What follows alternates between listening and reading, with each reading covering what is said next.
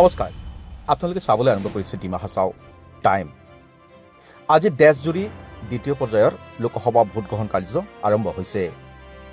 জনজাতি সংৰক্ষিত 6 নম্বৰ ডিফু লোকসভা কেন্দ্ৰৰ অধীনত হাফলং বিধানসভা কেন্দ্ৰৰ 254টা ভোট কেন্দ্ৰত ইতিমধ্যে ভোটদান প্ৰক্ৰিয়া আৰম্ভ হৈছে। কিন্তু হাফলং চহৰৰ মাজমজিয়াত থকা প্ৰায় প্ৰতিটো ভোট কেন্দ্ৰত ৰাইজৰ যিটো সঁৱাৰি, ৰাইজৰ সেই সঁৱাৰি পৰিলক্ষিত হোৱা নাই। এতিয়া প্ৰায় 9টা বাজিছে, কিন্তু 9টালৈকে চহৰৰ মাজমজিয়াত থকা প্ৰতিটো ভোট কেন্দ্ৰত ৰাইজৰ যিটো উপস্থিতি একেবাৰে নগণ্য।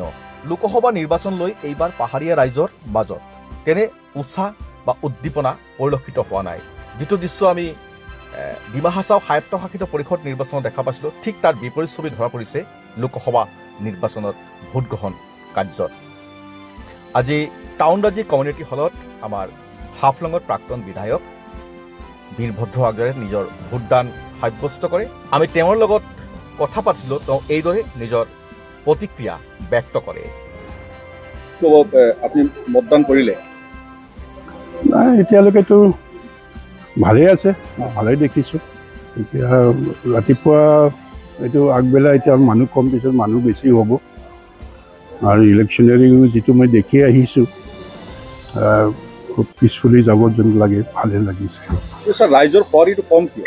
আমি যদি দেখা পাওঁ যে জানুৱাৰী মাহত যেতিয়া আমাৰ কাউন্সিল ইলেকশ্যন যেতিয়া হৈছে, তেতিয়া আমি ৰাইজৰ যিটো উৎসাহ দেখিছিলোঁ, উদ্দীপনা দেখিছিলোঁ, ঠিক বিপৰীত ছবি ধৰা পৰিছে। এতিয়া 8:30 বাজিছে, ৰাইজ নাই, কিন্তু কি ক'ব?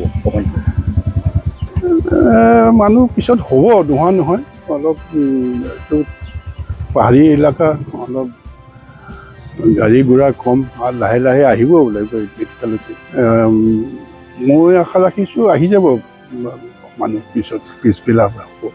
আপুনি হাফলং আসনৰ পৰা প্ৰথমবাৰ বিজেপি বিধায়ক, আপোনাৰ নিৰ্বাচন হৈছিলে, আমি নিজে চাইছোঁ। এতিয়া যিটো ৰাইজৰ যিটো উৎসাহ আছিল, এতিয়া ভিৰ আছিলে, 100 মিটাৰ লম্বা লাইন আছিলে।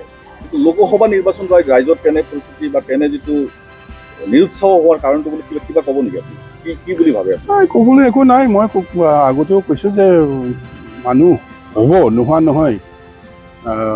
এইটো পাহাৰী টাউন, গাড়ী ঘোঁৰা কম, ইয়াতে অইন ঠাইৰ নিচিনা বাছ চব নাই।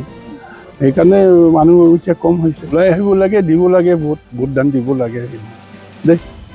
Thank U.